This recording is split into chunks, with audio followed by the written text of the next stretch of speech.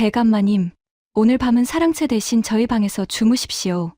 내 인연, 설마 이 밤에 사랑채를 들락거리는 거냐? 그날 밤 19 여종 단이는 마님의 호통에 쫓겨나고도 다시 사랑채 문 앞에 무릎을 꿇었습니다. 단이는 물러서지 않았죠. 모두가 미쳤다고 했습니다. 하지만 단이만은 알고 있었습니다. 오늘 밤이 지나면 이 가문이 어찌 되는지를. 그리고 그 밤이 지난 뒤 뜻밖의 밀서 한 장이 세상에 드러나고 말았습니다. 온 조정이 발칵 뒤집혔죠. 대체 그 밤에 무슨 일이 있었던 걸까요? 좌의정을 단번에 무너뜨린 그 밀서의 정체는 무엇이었을까요?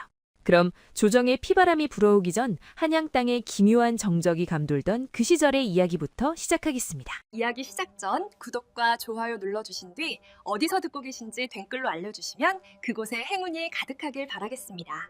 옛날 옛적 인조 임금이 다스리던 시절의 일이었습니다.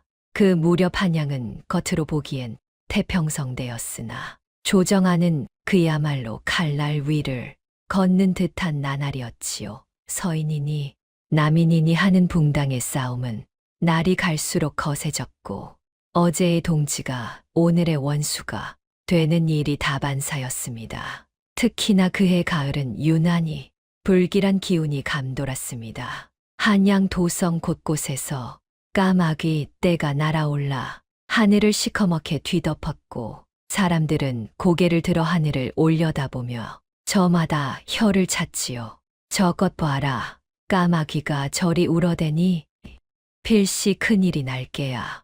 노인들은 불안한 눈빛으로 수군거렸고 아낙네들은 아이들의 손을 꼭 잡아 집 안으로 서둘러 들였습니다. 그런 흉흉한 소문이 떠도는 한양 북촌 경복궁에서 그리 멀지 않은 곳에 기와지붕이 단정하게 올라앉은 한 가옥이 있었습니다. 대문 앞에는 오래된 느티나무 한 그루가 서 있었고 그 너머로 사랑채와 안채가 나란히 자리를 잡고 있었지요. 김진사 댁이었습니다. 이 밤 보름달이 휘영청 떠올랐건만 그 빛이 어찌나 붉은지 마치 피를 머금은 듯 기괴한 빛깔이었습니다. 달빛에 물든 기와지붕은 핏빛으로 번들거렸고 담장 너머 어둠 속에서는 정체 모를 그림자 하나가 스르륵 몸을 낮추었다가 이내 사라졌습니다.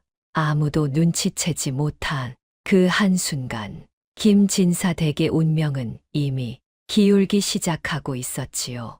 김진사 댁의 부엌에서는 새벽같이 일어나 물을 깃고 불을 지피고 밥을 짓는 한 여종이 있었습니다.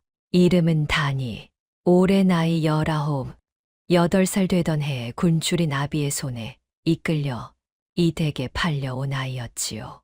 아비는 쌀서말을 받아 들고 뒤도 돌아보지 않고 떠났고 어린 단이는 낯선 대문 앞에 홀로 서서 하염없이 울었습니다. 그런 단이를 거두어 준 것이 바로 김진사의 부인 정씨 마님이었습니다.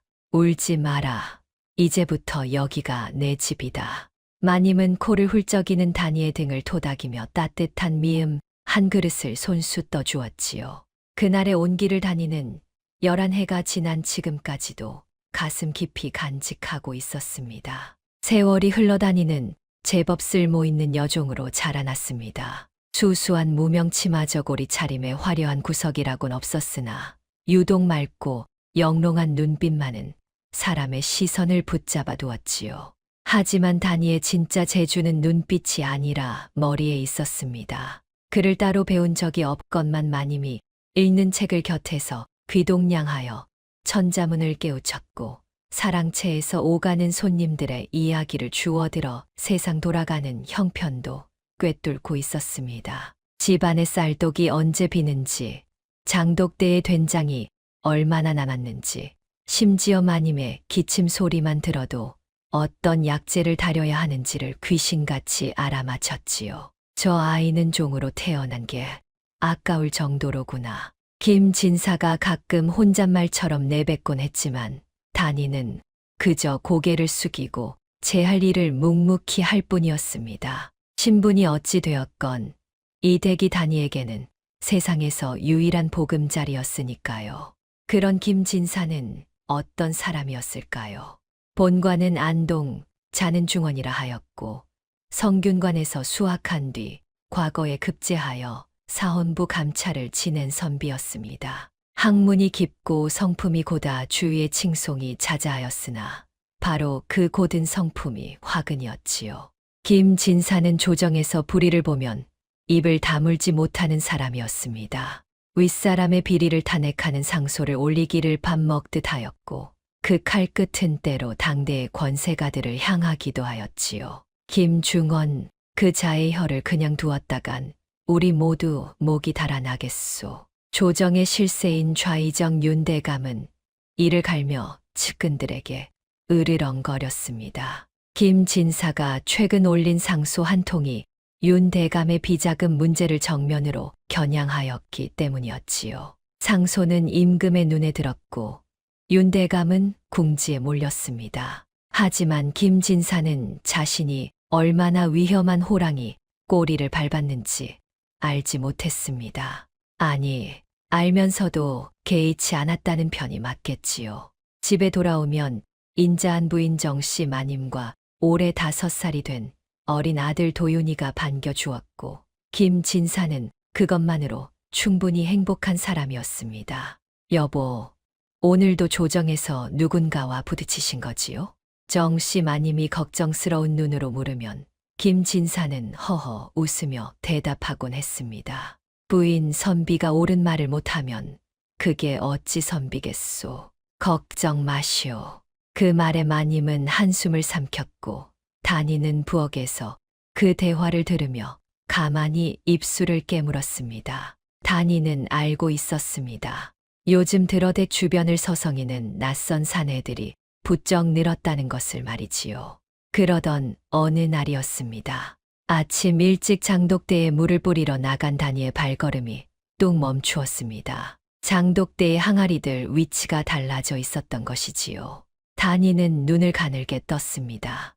이 댁의 장독대는 마님이 손수 자리를 잡아놓은 것으로 그 배치를 바꿀 사람은 이 집안에 아무도 없었습니다. 그런데 가장 큰 항아리가 반뼘쯤 왼쪽으로 밀려나 있었고 그 아래 땅바닥에는 무언가를 끌고 간 듯한 자국이 선명했습니다. 다니는 아무렇지 않은 듯 물을 뿌리며 눈으로 주위를 살폈습니다. 그리고 사랑채 쪽으로 고개를 돌리는 순간 심장이 철렁 내려앉았습니다. 사랑채 기둥 한쪽에 칼로 새긴 듯한 기괴한 표식이 남아 있었던 것이지요.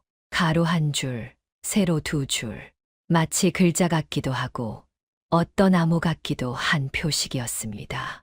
이건 대체 누가? 다니는 물동이를 내려놓고 기둥 앞에 쪼그려 앉았습니다. 손가락으로 표식을 더듬어 보니 새긴 지 얼마 되지 않은 듯 나무 속살이 아직 하얗게 드러나 있었습니다.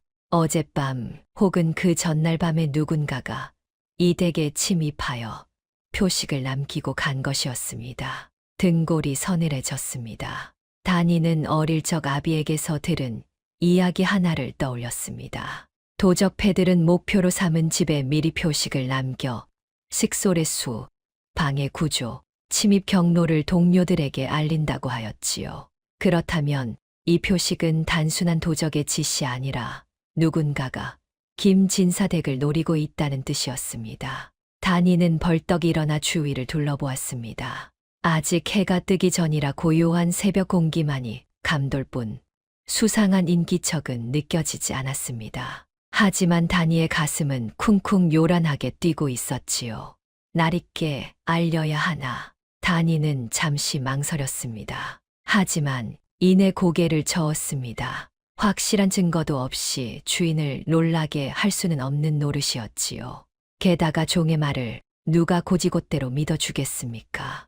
다니는 조용히 표식 위에 진흙을 발라 흔적을 지운 뒤 아무 일도 없었다는 듯 부엌으로 돌아갔습니다. 하지만 그날 이후 다니의 눈은 한시도 쉬지 않고 댁의 구석구석을 살피기 시작하였지요. 그리고 나흘 뒤 다니의 불안은 현실이 되었습니다. 그날 밤은 유난히 고요했습니다. 너무 고요했습니다. 밤마다 어김없이 짖어 대던 누렁이의 소리가 들리지 않았던 것이지요. 다니는 이상한 기분에 잠을 이루지 못하고 뒤척이다가 결국 살금살금 방문을 열고 마당으로 나섰습니다. 달빛이 마당을 환하게 비추고 있었지만 어딘가 음산한 기운이 발밑에서부터 올라오는 듯 했습니다. 누렁이가 매여 있는 뒷마당 쪽으로 발걸음을 옮긴 다니는 그 자리에서 그만 두 손으로 입을 틀어 막아야 했습니다. 누렁이가 죽어 있었습니다.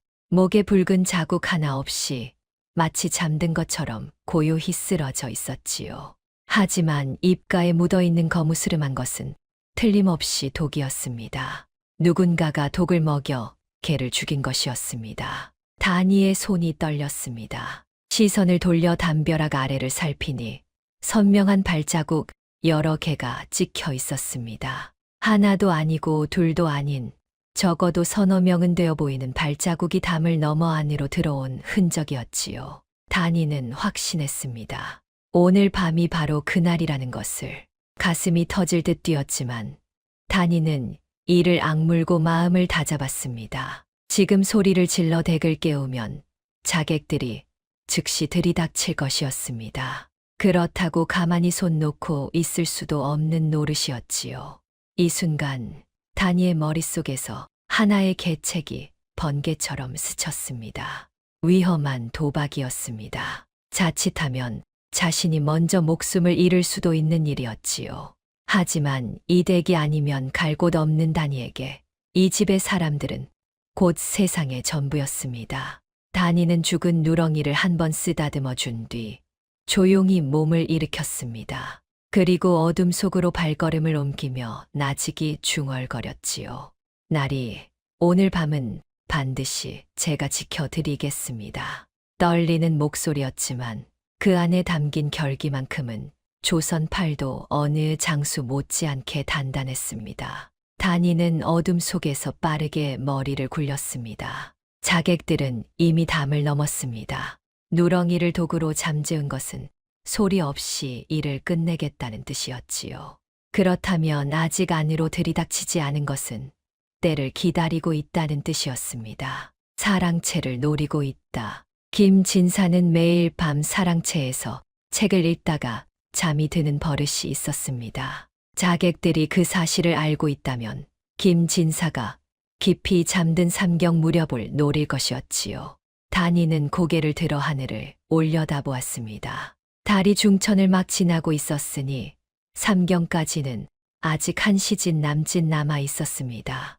나리께 직접 말씀드리면 어찌 될까? 다니는 잠시 생각했지만 이내 고개를 저었습니다. 김진사의 성품을 누구보다 잘 아는 다니였습니다.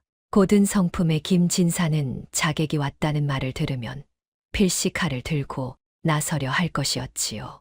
선비의 칼솜씨로 훈련된 살수들을 상대할 수는 없는 노릇이었습니다. 그렇다고 마님께 알리면 놀란 마님이 비명을 지를 것이고 그 소리에 어린 도윤이까지 깨어 울어댈 것이었지요. 소란이 나면 자객들은 기다릴 이유가 없어집니다. 즉시 들이닥쳐 식소를 모두 해칠 것이었습니다. 내가 직접 해야 한다. 다니는 떨리는 두 손을 꽉 쥐었습니다. 머릿속에 떠오른 계책은 두 가지였습니다. 하나는 김진사를 사랑채에서 빼내는 것이고 다른 하나는 밖에서 도움을 구하는 것이었지요. 두 가지를 동시에 해내야 했습니다. 그리고 그 모든 것을 자객들의 눈을 피해서 해야 했습니다. 다니는 깊이 숨을 들이쉬었습니다. 그리고 마당을 가로질러 행랑채 쪽으로 발걸음을 옮겼습니다. 그곳에 이 위태로운 밤을 함께 넘길 수 있는 유일한 사람이 있었기 때문이었지요. 행랑채 구석방에서 코를 드르렁거리며 잠을 자고 있는 사내가 있었습니다. 머리카락은 반백이고 얼굴에는 주름이 깊게 패여 있었지만 떡 벌어진 어깨와 굵은 팔뚝은 아직도 장정 못지않은 체구를 자랑하고 있었지요. 박영감이었습니다. 본래 경기 가명 소속의 포수였으나 10여 년 전 호랑이 사냥 중 왼쪽 다리를 크게 다쳐 파직된 뒤 김진사 댁에 의탁하여 허드레시를 하며 지내는 늙은 사내였습니다. 절뚝거리는 걸음 탓에 남들에게는 쓸모없는 늙은이 취급을 받았지만 다니만은 알고 있었지요. 방 영감의 두 눈이 아직도 매처럼 날카롭다는 것을, 그리고 마당에서 장작을 팰 때 도끼를 휘두르는 솜씨가 보통이 아니라는 것을 말이지요. 영감, 영감. 다니가 방문을 두드리며 다급하게 속삭이자 방 영감은 귀신같이 눈을 떴습니다. 포수 시절의 감각이 아직 살아있는 듯 잠에서 깨는데 한숨도 걸리지 않았지요. 뭔 일이여, 이 밤중에. 영감, 소리 낮추세요. 큰일이 났습니다. 다니는 방 영감의 방으로 몸을 들이밀며 다급하게 속삭였습니다. 누렁이가 독에 죽은 것, 담벼락 아래 발자국이 서너 개나 있는 것, 나흘 전 사랑채 기둥에서 발견한 기괴한 표시까지 다니는 숨 가쁘게 털어놓았지요. 방 영감의 눈빛이 순간 달라졌습니다. 느긋하던 표정이 사라지고 차갑고 날카로운 기운이 얼굴 위로 번졌습니다. 마치 산속에서 호랑이와 눈이 마주쳤을 때 그 포수의 얼굴이 돌아온 듯 했지요. 기둥의 표식이라. 그건 살수패들의 수법이요. 방 영감은 낮은 목소리로 다니의 말을 곱씹었습니다. 가루 하나에 새로 둘이라 했제. 그건 안에 있는 사내의 수가 하나, 나머지 계집과 아이가 둘이라는 뜻이요. 침입 경로는 사랑채 쪽 담이고, 다니는 방 영감의 말에 등골이 오싹해졌습니다. 자객들은 이 댁의 구조와 식솔의 수까지 이미 꿰뚫고 있었던 것이지요. 영감, 저에게 계책이 하나 있습니다. 다니는 떨리는 목소리를 애써 가다듬으며 입을 열었습니다. 제가 나리를 사랑채에서 빼내겠습니다. 그 사이 영감께서는 뒷담을 넘어 나가 관가에 알려주십시오. 뒷담을 넘으라고 이 절름발이 다리로? 박 영감이 쓴 웃음을 지었습니다. 하지만 다니는 물러서지 않았지요. 영감의 다리가 느린 건 알고 있습니다. 하지만 이 댁에서 밖으로 나갈 수 있는 사람은 영감뿐이지요. 제가 시간을 벌겠습니다. 넉넉히 벌어드리겠습니다. 박 영감은 한동안 다니를 말없이 바라보았습니다. 19 여종의 눈에서 흔들림 없는 결기를 읽은 박 영감은 이윽고 무거운 고개를 끄덕였습니다. 좋다. 대신 무모한 짓은 하지 마라. 내가 죽으면 나리를 구해도 소용없어. 박 영감은 방구석에서 녹슨낫 하나와 단단한 참나무 몽둥이를 꺼냈습니다. 낫은 품에 감추고 몽둥이는 다니에게 건네었지요. 만일의 경우를 대비해서 가지고 있거라. 쓸 일이 없기를 바라마는. 다니는 묵직한 몽둥이를 받아들었습니다. 손바닥에 전해지는 나무의 무게가 오히려 마음을 단단하게 잡아주는 듯했지요. 박 영감은 절뚝거리는 다리를 이끌고 뒷마당 담벼락 쪽으로 사라졌습니다. 자객들이 앞쪽 담에 매복해 있으니 뒤쪽 담으로 넘는 것이 그나마 안전했지요. 담 너머로 박 영감의 그림자가 사라지는 것을 확인한 다니는 고개를 돌려 사랑채를 바라보았습니다. 사랑채 창호지 너머로 김진사의 촛불이 아직 켜져 있었습니다. 아직 잠들지 않은 것이었지요. 다니는 몽둥이를 치마폭 안에 숨기고 사랑채를 향해 걸음을 옮겼습니다. 심장이 목구멍까지 치밀어 올랐지만 발걸음만은 한치의 흐트러짐도 없이 곧았습니다. 그런데 다니가 사랑채 앞마당을 지나려던 바로 그 순간 뜻밖의 사람과 마주치고 말았습니다. 다니야, 내가 이 밤중에 여긴 웬일이냐? 안방에서 나온 정씨 마님이었습니다. 잠이 오지 않아 부엌에 물이라도 한 사발 마시러 나온 길이었지요. 마님의 시선이 다니에게서 사랑채 쪽으로 다시 다니에게로 돌아왔습니다. 마님의 눈빛이 순간 차갑게 변했습니다. 내 인연 설마 이 밤에 사랑채를 들락거리려 한 게냐? 마님, 그것이 아니옵니다. 그것이 아니면 뭐란 말이냐? 한밤중에 치마폭을 여미고 사랑채 앞을 서성이는 꼴이 보기 좋단 말이더냐? 마님의 목소리가 높아졌습니다. 어둠 속에서 여종이 주인 사내의 처소를 향해 걸어가는 모습은 그 어떤 변명으로도 해명하기 어려운 장면이었지요. 단이는 그 자리에 무릎을 꿇었습니다. 마님의 오해가 못내 억울했지만 지금 진실을 말하면 모든 것이 틀어질 수 있었습니다. 마님이 놀라 소리를 지르는 순간 자객들이 움직일 것이었기에 때문이지요. 죄송하옵니다, 마님. 사랑채에 불이 켜져 있기에 혹시 촛불이 넘어진 것은 아닌지 걱정이 되어 살피러 가던 길이었습니다. 단이는 최대한 차분한 목소리로 둘러댔습니다. 하지만 마님의 노여움은 쉬이 가라앉지 않았지요. 촛불이 걱정이면 나를 깨울 일이지. 내가 직접 사랑채에 들 일이 어디 있느냐. 이 댁에서 당장 내쫓기 싫으면 내 방으로 돌아가거라. 마님은 싸늘한 눈으로 단이를 내려다보았습니다. 단이는 이마가 땅에 닿도록 깊이 절을 올린 뒤 고개를 숙인 채 물러났습니다. 하지만 돌아선 단이의 눈에는 초조함이 가득했습니다. 마님 때문에 사랑채에 접근하지 못하게 된 것이었지요. 시간은 흐르고 있었고 자객들은 어둠 속에서 기회를 노리고 있었습니다. 다른 방법을 찾아야 한다. 단이는 발걸음을 돌려 부엌으로 향하는 척하면서 머릿속으로는 쉴 새 없이 다른 계책을 궁리하고 있었지요. 그때 부엌 뒤편 장작더미 너머에서 아주 작은 소리가 들려왔습니다. 사각, 사각. 풀 위를 밟는 발소리였습니다. 한 명이 아니었습니다. 적어도 2명 이상의 발소리가 장작더미 너머 사랑채 뒤쪽 담벼락을 따라 천천히 이동하고 있었지요. 단이는 숨을 멈추었습니다. 자객들이 이미 사랑채 뒤쪽까지 접근해 온 것이었습니다. 시간이 없었습니다. 단이는 장작더미 뒤에 몸을 바짝 붙이고 숨을 죽였습니다. 심장이 귀청을 때리듯 쿵쿵 울렸지만 이를 악물고 참았지요. 담벼락 너머에서 낮고 굵은 목소리가 들려왔습니다. 사랑채 환기구는 확인했나?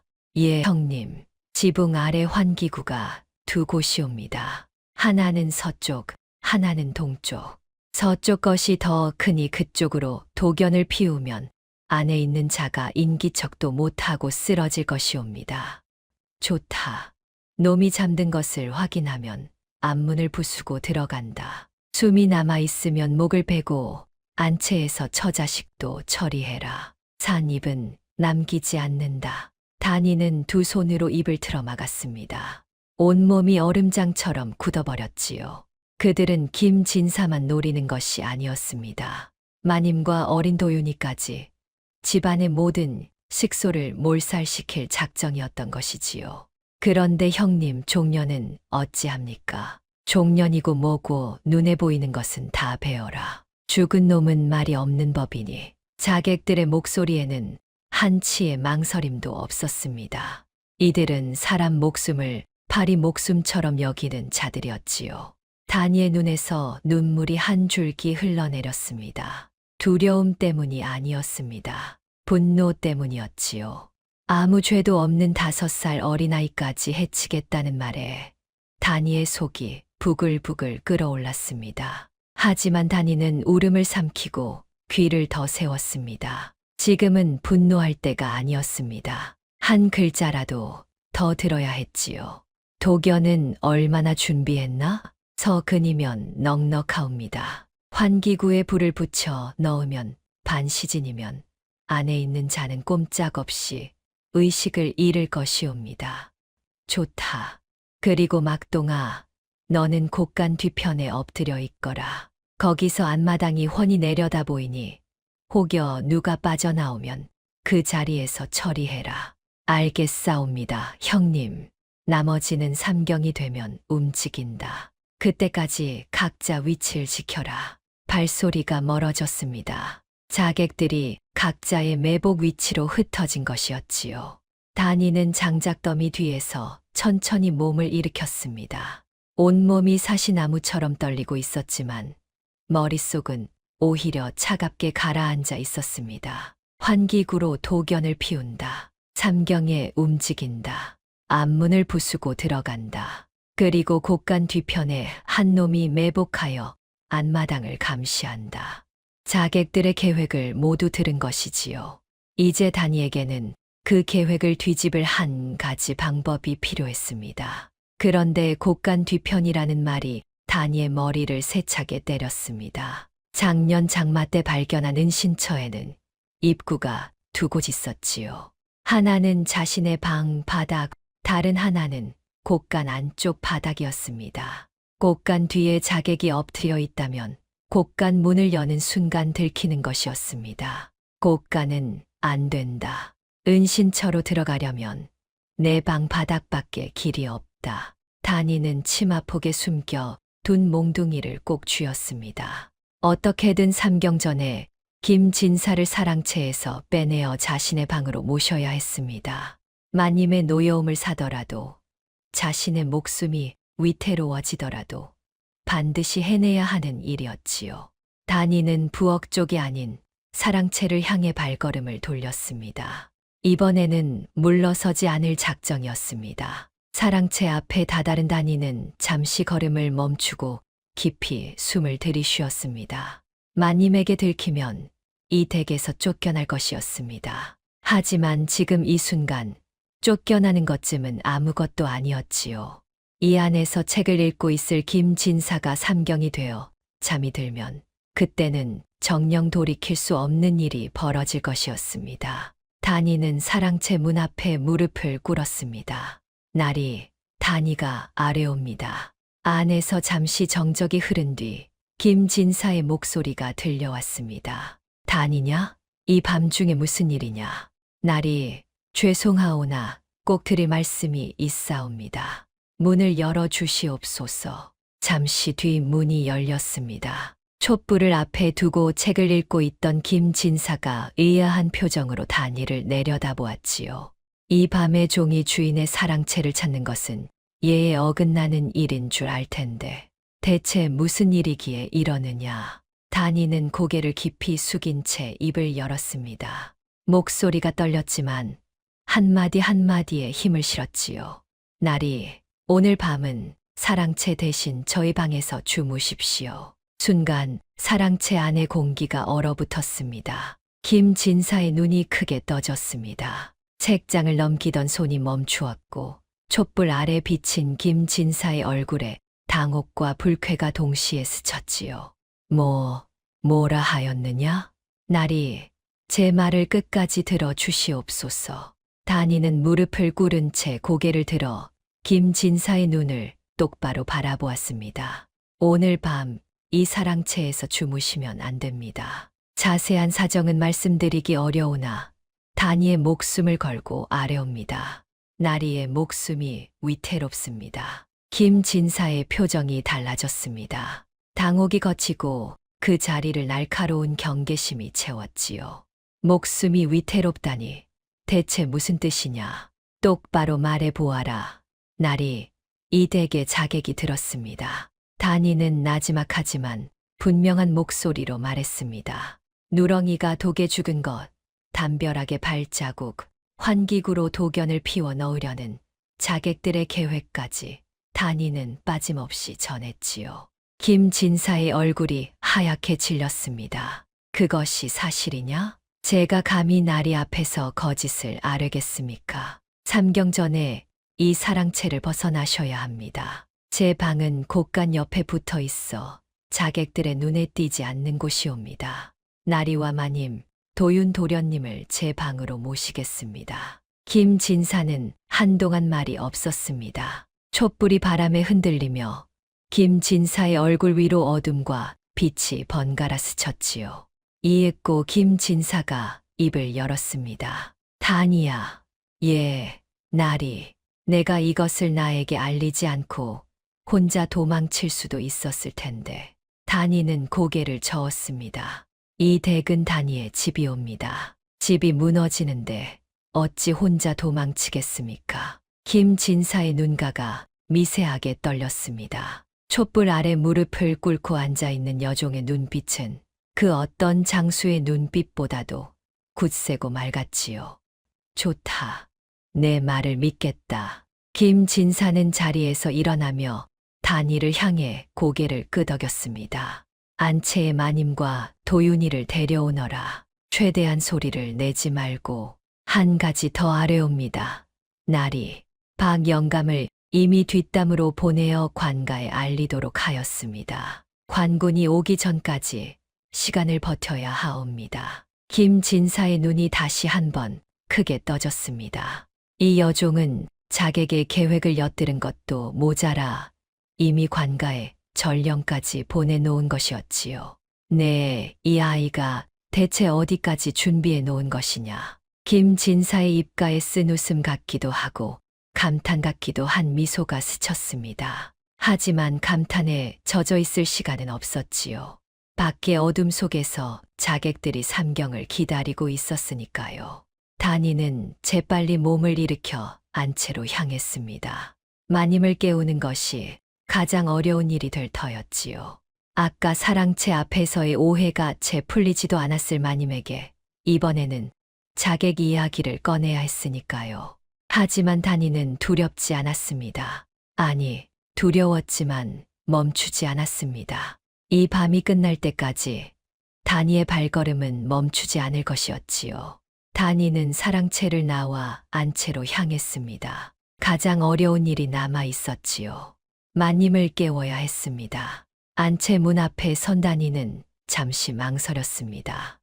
마님은 평소에도 예법에 엄격한 분이었지요. 종년이 밤중에 사랑채를 찾아갔다는 것만으로도 당장 볼기를 맞을 일인데 거기에 더해 제 방으로 오시라니 마님이 어찌 받아들이겠습니까? 하지만 시간이 없었습니다. 삼경까지 얼마 남지 않았지요.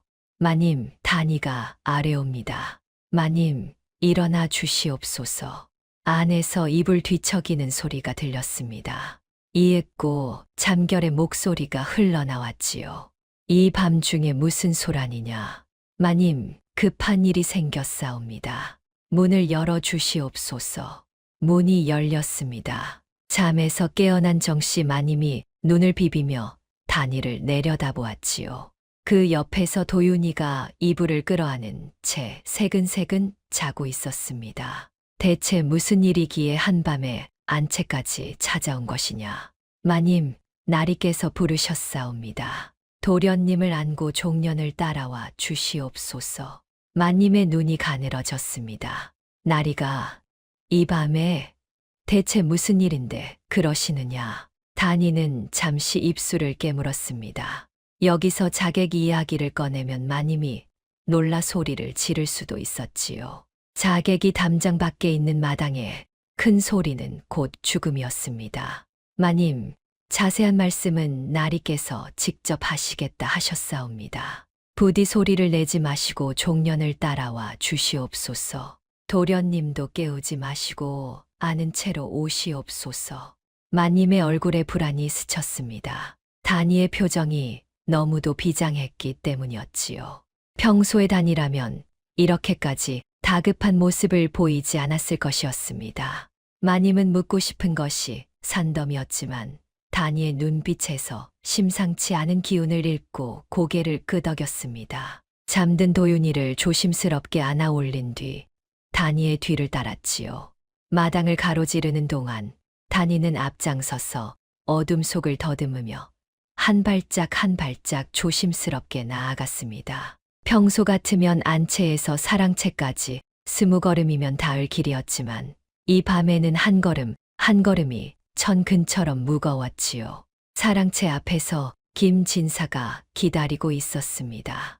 마님은 김진사의 얼굴을 보는 순간 무언가 심각한 일이 벌어졌음을 직감했습니다. 평소 여유롭던 김진사의 표정이 돌처럼 굳어 있었기 때문이었지요. 여보, 대체 무슨 일이오? 김진사는 마님의 손을 잡고 나직이 말했습니다. 부인, 놀라지 마시오. 이 댁에 자객이 들었소. 단이가 미리 알아채고 나에게 알린 것이오. 마님의 얼굴이 사색이 되었습니다. 입이 벌어지며 비명이 터져 나오려는 것을 김진사가 재빨리 마님의 손을 꽉 쥐어 막았지요. 소리를 내면 안 돼요. 자객들이 담장 밖에 있소. 마님은 두 손으로 입을 틀어막고 간신히 비명을 삼켰습니다. 품 안에 도윤이가 뒤척이며 응 하고 잠꼬대를 했지만 다행히 깨어나지는 않았지요.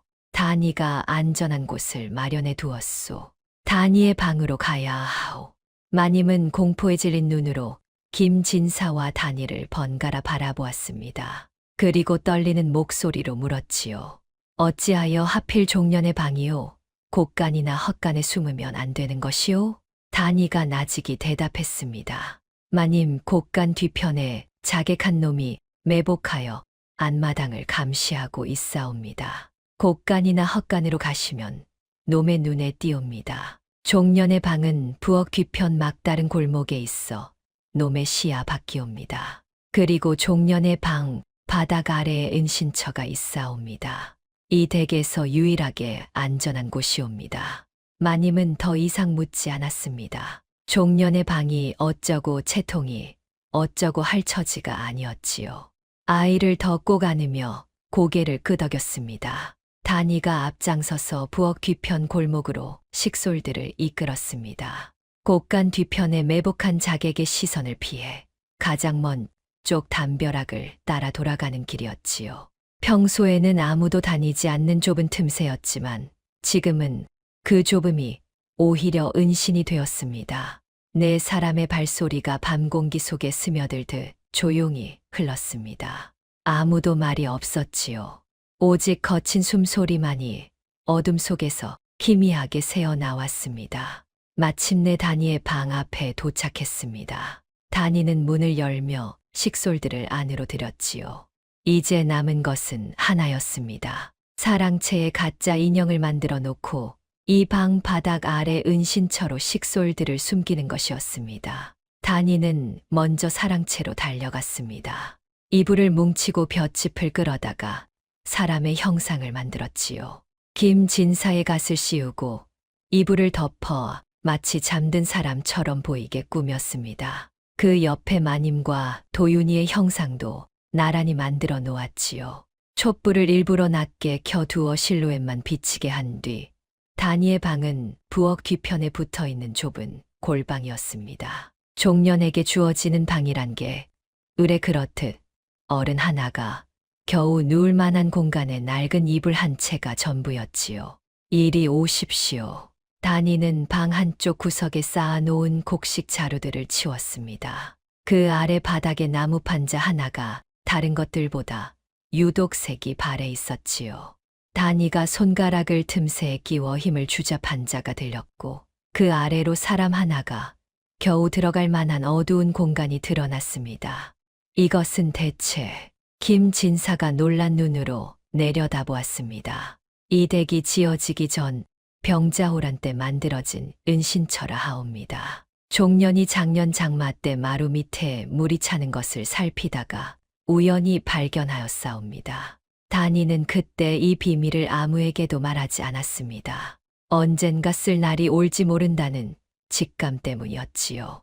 그 직감이 오늘 밤 빛을 발하게 된 것이었습니다. 정씨 마님이 어린 도윤이를 꼭 안은 채 먼저 내려갔고 김진사가 그 뒤를 따랐습니다. 비좁고 어둡고 습한 공간이었지만 목숨이 오가는 마당에 불평할 처지가 아니었지요. 다니, 너는 어찌할 셈이냐? 김진사가 아래에서 올려다보며 물었습니다. 다니는 판자를 내려놓으며 대답했지요. 종년은 이 위에서 지키고 있겠사옵니다. 아무 소리도 내지 마시옵소서. 무슨 소리가 들리더라도 절대로 나오지 마시옵소서. 판자가 닫히고 위에 다시 곡식 자루를 쌓아 올리자 은신처의 흔적은 감쪽같이 사라졌습니다. 다니는 방 안에 홀로 남았습니다. 심장이 목구멍까지 뛰어올랐지만 떨리는 손을 꽉 쥐고 어둠 속에서 귀를 세웠지요. 그리고 얼마나 지났을까 담장 너머에서 부엉이 울음소리가 3번 울렸습니다. 그것은 부엉이의 소리가 아니었습니다. 자객들의 신호였지요. 바닥 아래 은신처에서 김진사 가족은 숨을 죽이고 있었습니다. 도윤이가 무서움의 울음을 터뜨리려 하자 정씨 마님이 아이의 입을 손으로 부드럽게 막으며 귓가에 속삭였지요. 도윤아, 숨바꼭질하는 거란다. 소리 내면 지는 거야. 아이는 고개를 끄덕이며 두 손으로 제 입을 막았습니다. 어둠 속에서 김진사는 이를 악물고 있었습니다. 선비된 자가 종년의 방 바닥 아래 숨어 있다는 것이 치욕스러웠지만 부인과 아들을 생각하면 자존심 따위는 아무것도 아니었지요. 여보, 다니가 괜찮을까요? 마님의 목소리가 떨렸습니다. 조금 전까지만 해도 다니에게 호통을 쳤던 마님이었지만 지금은 그 여종의 아니가 진심으로 걱정되었지요. 김진사는 대답 대신 부인의 손을 꼭 잡았습니다. 그 위 다니의 방에서는 다니가 가만히 바닥에 귀를 대고 있었습니다. 아래에서 들려오는 희미한 숨소리가 아직 무사하다는 증거였지요. 다니는 잠시 눈을 감았습니다. 11해 전 이 댁에 처음 왔던 날이 떠올랐습니다. 아비에게 버림받고 세상 천지에 혼자라고 생각했던 그날, 마님이 건네준 따뜻한 미음 한 그릇. 김진사가 글을 배워보겠느냐며 내밀었던 천자문책. 어린 도윤이가 다니 누나 하며 치맛자락을 잡고 따르던 기억. 다니의 눈가에 눈물이 맺혔습니다. 마님, 나리, 도련님, 이 은혜를 어찌 잊겠사옵니까? 다니는 소매 끝으로 눈물을 훔친 뒤 다시 한번 마음을 다잡았습니다. 아직 밤은 끝나지 않았습니다. 부엉이 울음소리를 신호로 검은 옷의 사내들이 담장을 넘었습니다. 4시였습니다. 모두 얼굴에 검은 천을 둘러 코와 입을 가렸고 등에는 환도를 짊어지고 있었지요. 앞장선 자는 키가 장대하여 담장을 한 번에 훌쩍 넘었고 나머지 셋이 그 뒤를 따랐습니다. 자객의 우두머리가 손짓으로 신호를 보냈습니다. 둘은 안채로, 둘은 사랑채로. 사랑채에 다가간 2명의 자객은 창호지 너머로 비치는 실루엣을 확인하고 입꼬리를 올렸습니다. 이불을 덮고 나란히 누운 3개의 그림자. 김진사와 그 식솔들이 틀림없었지요. 한 자객이 품에서 작은 주머니를 꺼냈습니다. 부자푸즈를 태워 만든 도견이었지요. 환기구에 불을 붙여 넣으면 안에 있는 자들은 소리 한 번 지르지 못하고 깊은 잠에 빠질 것이었습니다. 그 틈을 타 들어가 숨통을 끊는 것이 계획이었지요. 치즈에 구싯돌이 부딪히며 불꽃이 튀었습니다. 도견에 불이 붙었고 자객은 사랑채 환기구의 주머니를 밀어 넣었습니다. 매캐한 연기가 방 안으로 스며들었지요. 잠시 뒤 자객들은 조심스럽게 사랑채 문을 열었습니다. 그리고 그 순간 우두머리의 얼굴이 일그러졌습니다. 이불을 걷어보니 그 안에 있는 것은 사람이 아니라 볏짚으로 만든 허수아비였던 것이지요. 갓을 쓴 볏짚 인형이 마치 비웃기라도 하듯 덩그러니 누워 있었습니다. 함정이다. 우두머리가 이를 갈며 외쳤습니다. 바로 그때 안채를 수색하던 다른 2 자객이 달려왔습니다. 두령, 안채에도 아무도 없습니다. 우두머리의 눈이 핏발로 물들었습니다. 이 집에 누군가가 미리 눈치를 채고 식솔들을 빼돌린 것이었지요. 모두 찾아라. 쥐구멍이라도 뒤져서 반드시 찾아내야 한다. 놓치면 우리 목이 날아간다. 자객들은 흩어져 댁의 구석구석을 뒤지기 시작했습니다. 그리고 우두머리는 분노를 사기지 못하고 사랑채에 불을 질렀지요. 화르르 마른 나무와 창호지에 옮겨붙은 불길이 순식간에 치솟았습니다. 밤하늘을 붉게 물들이는 화염 속에서 김진사 댁의 사랑채가 타올랐습니다. 검은 연기가 하늘로 치솟았고 불꽃이 튀며 기와가 와장창 무너져 내렸지요. 사랑채가 타오르는 불빛에 떼간이 대나처럼 환해졌습니다. 자객들은 그 불빛을 등지고 안 채 부엌 헛간을 닥치는 대로 뒤지기 시작했지요. 다니는 자신의 방에서 바닥에 납작 엎드린 채 숨을 죽이고 있었습니다. 곡간과 맞닿은 벽 너머에서 자객들의 발소리가 쿵쿵 울렸습니다. 곡간을 뒤져라. 우두머리의 고함이 들렸습니다. 다니의 심장이 벌떡 멈추는 것 같았지요. 곡간 문이 벌컥 열렸습니다. 자객 하나가 횃불을 들고 안으로 들어섰지요. 곡식 자루와 항아리들을 발로 걷어차며 이리저리 뒤졌지만 바닥의 은신처는 곡식 자루에 가려 눈에 띄지 않았습니다. 하지만 안심하기엔 일렀습니다. 바로 그때 바닥 아래에서 어린 도윤이가 기어이 울음을 터뜨리고 만 것이지요. 으앙, 짧은 울음소리였지만 고요한 곡간 안에서는 천둥처럼 크게 울렸습니다. 곡간을 뒤지던 자객의 발걸음이 뚝 멈추었습니다. 뭐야, 지금 소리가 들렸는데. 자객이 횃불을 낮추어 바닥을 비추며 한 발짝 한 발짝 곡식 자루 쪽으로 다가왔습니다. 다니는 벽 너머에서 그 발소리를 들으며 온몸이 얼음장처럼 굳어갔지요. 자객의 손이 곡식 자루에 닿으려는 순간 다니는 벌떡 일어났습니다. 더 이상 숨어 있을 수 없었습니다. 다니는 자기 방문을 활짝 열어젖히고 곡간으로 뛰어들어갔습니다. 그리고 자객과 눈이 마주치는 순간 다니는 있는 힘을 다해 소리쳤지요.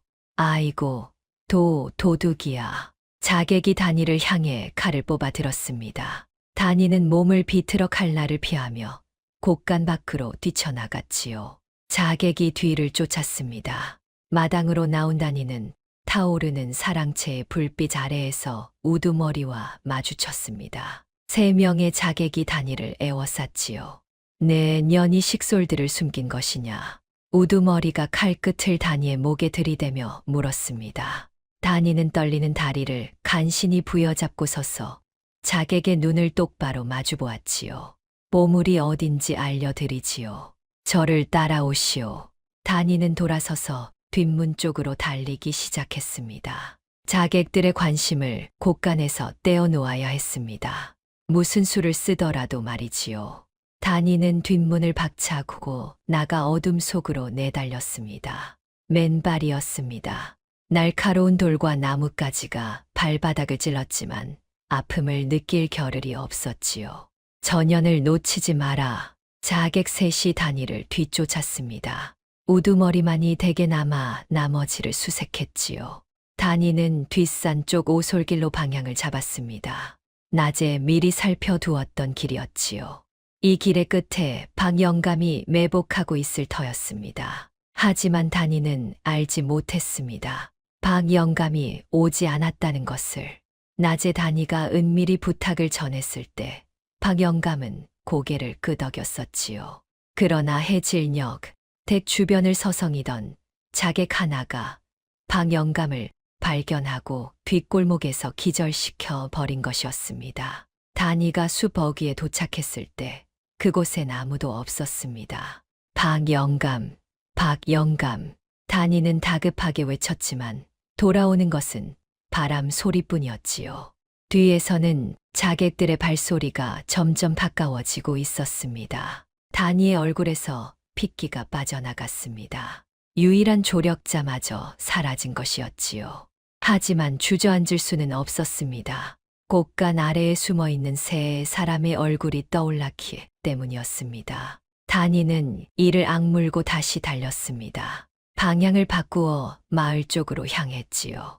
그러나 자객들은 다니보다 빨랐습니다. 숲길을 빠져나오기 직전 한 자객이 다니의 치맛자락을 움켜쥐었지요.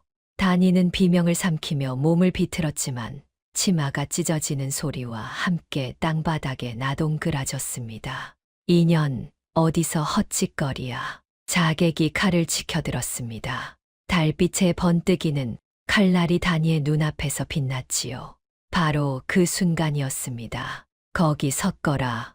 우렁찬 고함과 함께 횃불 수십 개가 숲 사이로 나타났습니다. 갑옷을 입은 포졸들이 사방에서 몰려들었지요. 다니는 눈이 휘둥그레졌습니다. 이것은 어떻게 된 일이었을까요? 사실 다니는 낮에 박영감에게만 부탁한 것이 아니었습니다. 혹시 모를 상황에 대비하여 한 가지 수를 더 써 두었던 것이지요. 그날 아침 다니는 대개 심부름을 핑계로 한양포도청 근처를 지나며 행수 포졸에게 짧은 쪽지를 전했습니다. 쪽지에는 이렇게 적혀 있었지요. 오늘 밤 북촌 김진사댁에 자객이 든다. 좌의정의 사주를 받은 살수들이다. 포졸은 처음에 미친 종년의 헛소리라며 코웃음을 쳤지만 쪽지 말미에 적힌 한 줄이 그의 마음을 돌렸습니다. 이 사실을 포도대장께 알리시오. 영모의 증거가 자객들 품에 있을 것이오. 영모라는 두 글자는 무시할 수 없는 무게가 있었지요.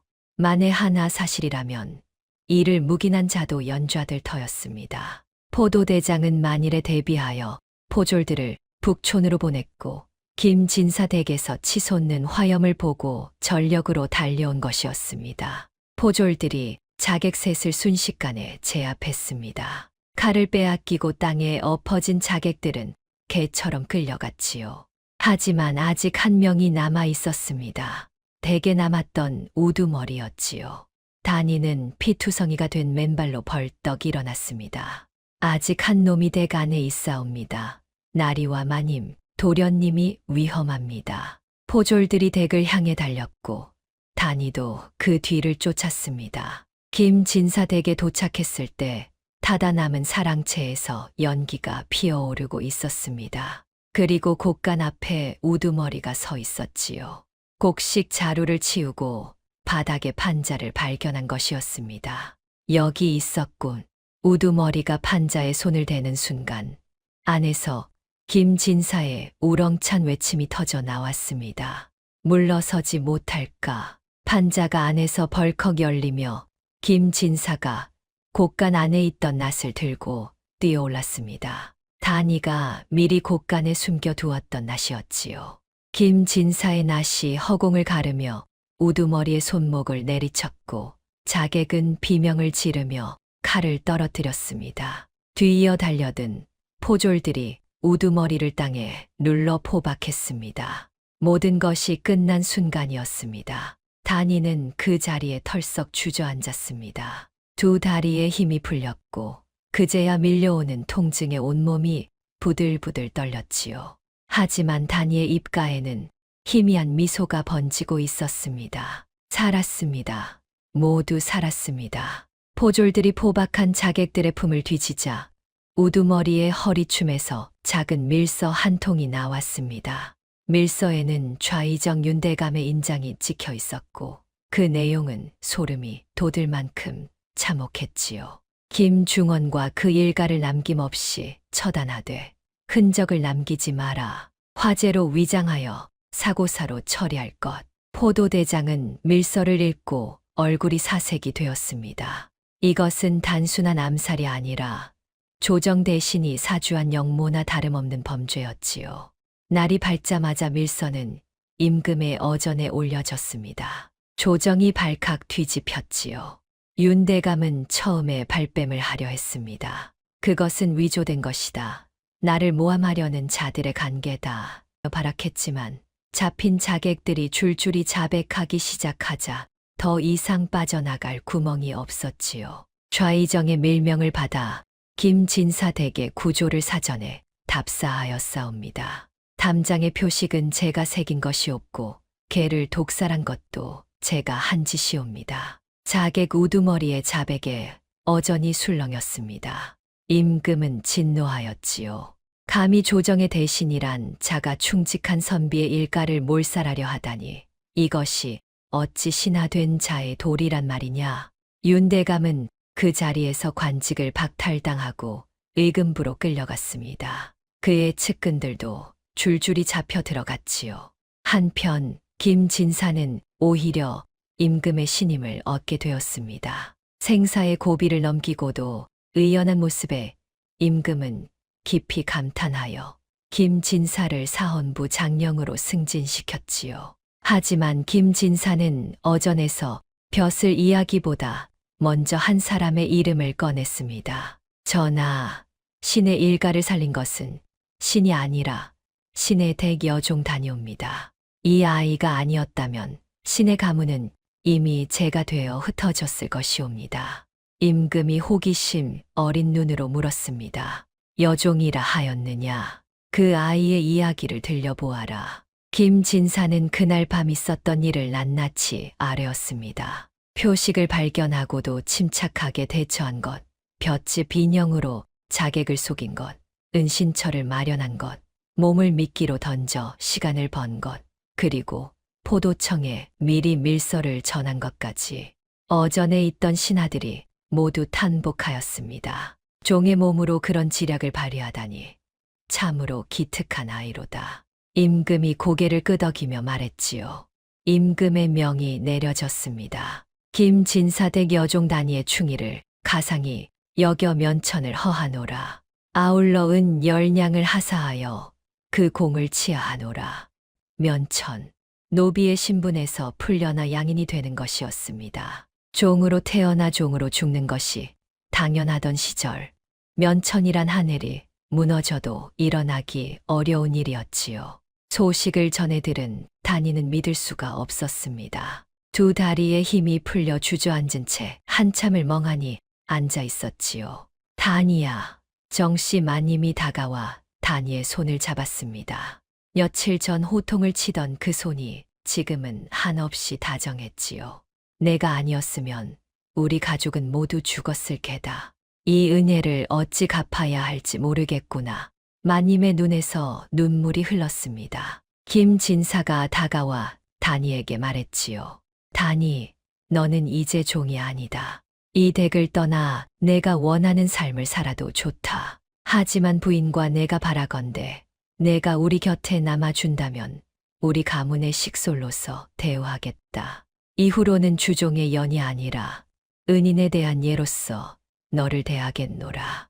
단이는 고개를 들어 김진사와 마님, 그리고 치맛자락을 잡고 단이 누나, 이제 안 가지 하며 올려다보는 어린 도윤이를 번갈아 바라보았습니다. 그리고 눈물을 글썽이며 대답했지요. 나리 마님, 종려는 아니 이제는 그리 부르면 안 되겠사옵지요. 단이는 처음으로 허리를 펴고 고개를 똑바로 들었습니다. 단이는 이 댁을 떠나지 않겠사옵니다. 제가 갈 곳은 처음부터 여기뿐이었사옵니다. 김진사가 빙그레 웃었고 마님은 단이를 와락 끌어안았습니다. 어린 도윤이가 둘 사이에 끼어들며 나도 하고 외쳤지요. 타버린 사랑채 자리에서 아직 연기가 피어오르고 있었지만 이 가족의 마당에는 어느 때보다 따뜻한 온기가 감돌았습니다. 그 후로 세월이 흘렀습니다. 김진사 댁의 사랑채는 새로 지어졌고 무너진 담장도 말끔히 보수되었지요. 하지만 곳간만은 예전 모습 그대로 남겨두었습니다. 그 아래 은신처가 이 가문을 살린 증거였기 때문이었지요. 단이는 이제 더 이상 부엌에서 새벽같이 불을 지피는 여종이 아니었습니다. 김진사의 주선으로 그를 제대로 배우기 시작하였고 마님 곁에서 살림을 돕되 종이 아닌 식솔의 예우를 받았지요. 마을 사람들은 단이의 이야기를 전해 듣고 혀를 내둘렀습니다. 종년이 주인 가문을 살리다니 세상에 그런 일이 다 있단 말이냐. 종년이 아니라 그 집 은인이지. 면천까지 받았다더구만. 사람의 됨됨이는 신분으로 가늠할 게 아니로구나. 이듬해 봄이 찾아왔습니다. 어느 날 아침 단이는 곳간 옆을 지나다가 발걸음을 멈추었습니다. 지난 가을 단이가 손수 심어놓은 매화나무 한 그루에서 하얀 꽃봉오리가 터지기 시작한 것이지요. 그 매화나무는 화재가 난 그 밤 타버린 사랑채의 잿더미 속에서 건져 낸 반쯤 그을린 가지를 꺾어 심은 것이었습니다. 살지 못할 거라고 모두들 고개를 저었지만 단이는 매일 물을 주고 정성을 들였지요. 그리고 마침내 그 가지에서 새 생명이 피어난 것이었습니다. 피었구나. 단이는 나직이 중얼거리며 하얀 매화를 올려다보았습니다.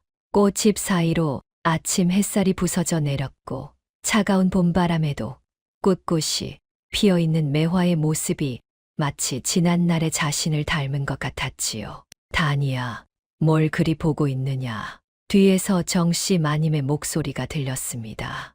도윤이의 손을 잡고 마당을 거닐던 마님이 단이 곁으로 다가왔지요. 마님, 매화가 피었사옵니다. 불에 타고도 살아남은 가지에서 꽃이 피었사옵니다.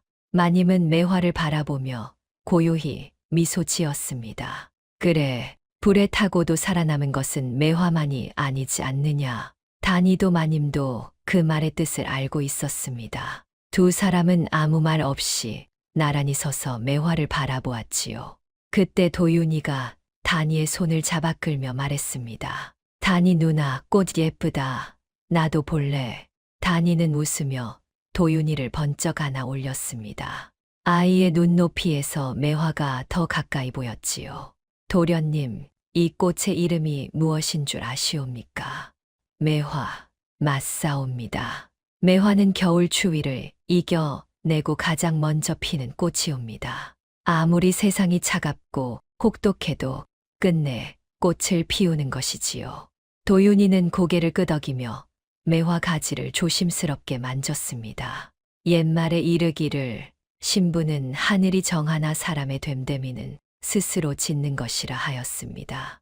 아무리 낮은 곳에서 태어나더라도 마음이 곧고 뜻이 굳으면 그 빛은 반드시 세상에 드러나는 법이지요.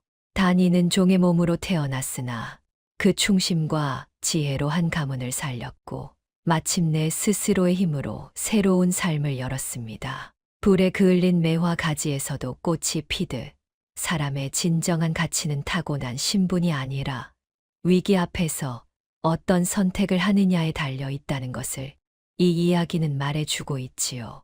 다음 영상을 빠르게 만나보시려면 좋아요와 구독을 눌러주세요. 그럼 더 재미있는 영상으로 찾아뵙겠습니다. 모두 행복한 하루 보내세요.